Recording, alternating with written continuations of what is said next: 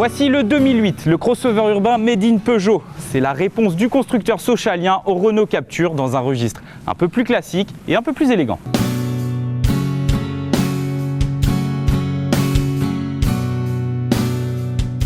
Le 2008 s'inspire du meilleur des deux mondes, celui des crossovers avec sa garde au sol surélevée façon 3008 et celui des breaks avec sa silhouette plutôt élancée. Il remplacera d'ailleurs la 207 SW au sein du catalogue Peugeot. Pour le reste, au niveau du style, ça reste très classique. On est très loin des modèles un peu funky comme le Nissan Juke ou le Renault Captur. Toutefois, le constructeur propose quelques accessoires un peu baroudeurs comme ses barres de toit ou ses protèges carter. Alors au final, ce 2008 s'apparente plus à un gros break surélevé qu'à un pur crossover.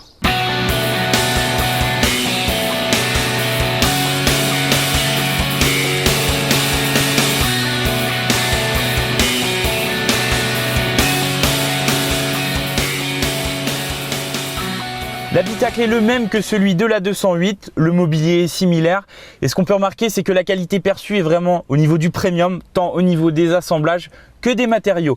Mais en bon crossover, ce 2008 n'en oublie pas les fondamentaux, autrement dit l'habitabilité. Les places arrière sont généreuses tant au niveau des genoux que de la tête.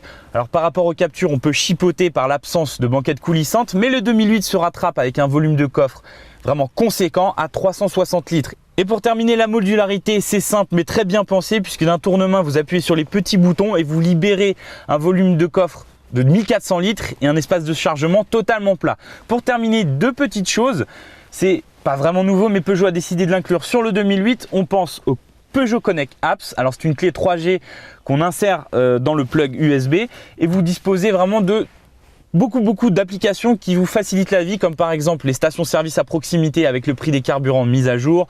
Même chose en ce qui concerne les points touristiques les plus proches. Alors ça coûte 345 € la première année et après c'est dégressif sur les années suivantes. Et pour terminer, le 2008, je vous l'ai dit, est livré uniquement en 2 roues motrices, mais pour pallier à l'absence de transmission intégrale, Peugeot a décidé d'inclure le grip control. C'est cette petite molette. En fait, c'est un ESP intelligent qui améliore la motricité dans les situations les plus difficiles. Ce grip control s'accompagne en prime d'une montre pneumatique 4 saisons, autrement dit, dans les pays où les pneus hiver sont obligatoires, le 2008 s'affranchit de cette tâche.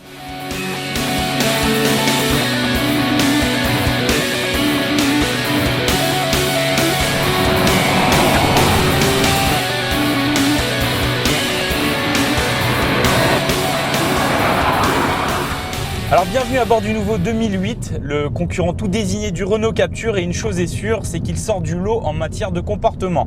Alors Peugeot a su tirer le meilleur du monde du crossover avec le 3008 et du monde du break avec la 207 SW et la 308 SW pour proposer un métissage très réussi. Et le comportement qui en ressort, c'est un confort exceptionnel. Avec cette garde au sol surélevée, on a une suspension assez souple, mais qui offre en prime un très bon maintien, un peu à l'image de ce que peut proposer Citroën avec la DS4. Au final, on a une voiture agile, puisque je vous rappelle, elle a un gabarit très compact et surtout, elle ne pèse que 1150 kg dans les environs.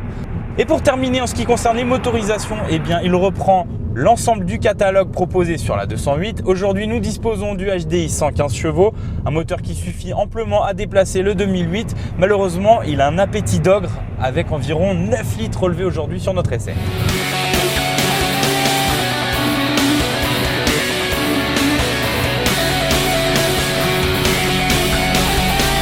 Peugeot réussit un métissage parfait entre le monde du break et du crossover. Ce 2008 est tout simplement au-dessus du lot en matière de conduite. On aime particulièrement la qualité perçue proposée par Peugeot, mais ce 2008 n'en oublie pas ses fondamentaux avec un espace habitable généreux et un coffre très logeable.